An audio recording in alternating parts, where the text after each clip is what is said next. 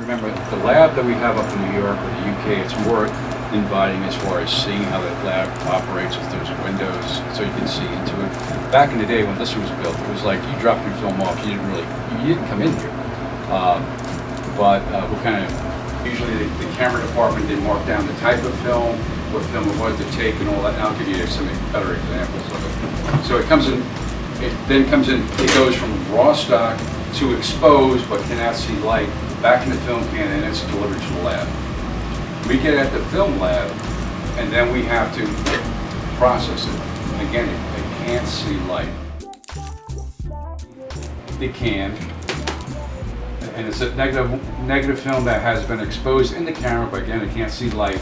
He'll put it up here, which is the lab roll, then staple it to this blue leader.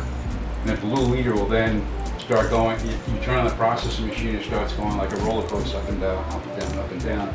And then with being stapled to negative, we'll start pulling the negative film here. And if you go here, then you'll see, you have your first thing is you'll wash, and you're washing off the back of the color negative film. I'll show you a piece of it, but it's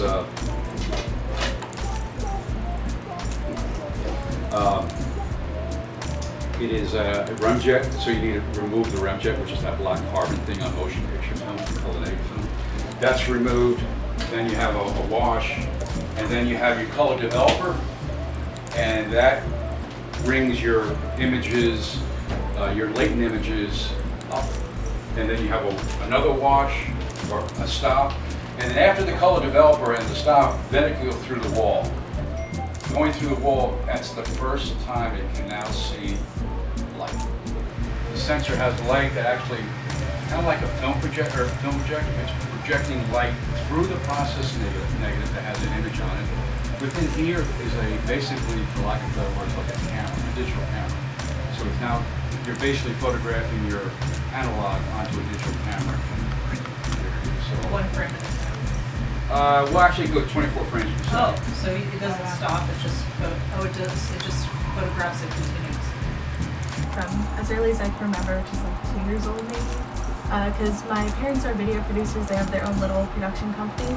So my dad just raised me on all things film. What he right here in Atlanta? Yeah. Nice. David Shapiro Enterprises. What was it? David Shapiro Enterprises. Okay. Yeah. His name is David Shapiro. Did they want to? Charli. Yeah. So I just grew up with, luckily, all this in my backyard, and with a bit of knowledge that I've just been expanding on as much as I can. Luckily, we were able to experiment in a lot of ways and say, oh, we like that, we don't like that, we're changing this. So I can kind of explain what we're changing and why it didn't work for us. And then maybe it'll help you guys too. And I'm sorry, what camera are you? I'm sorry if you already said that. What camera are you We're using SL Cine, which they're not too popular. They haven't been around in many years. They're from the 40s, actually. Oh. So it's just like a... And when did you choose the 40s as for the time period to pick that camera, or it just that's what you have access to? Luckily, it worked out that way. Yeah. Because while I do love that camera, it was really, the motor or the shutter is so loud that the mic picked it up and I can't get rid of it. It's so loud, and also we can hear the film roll out.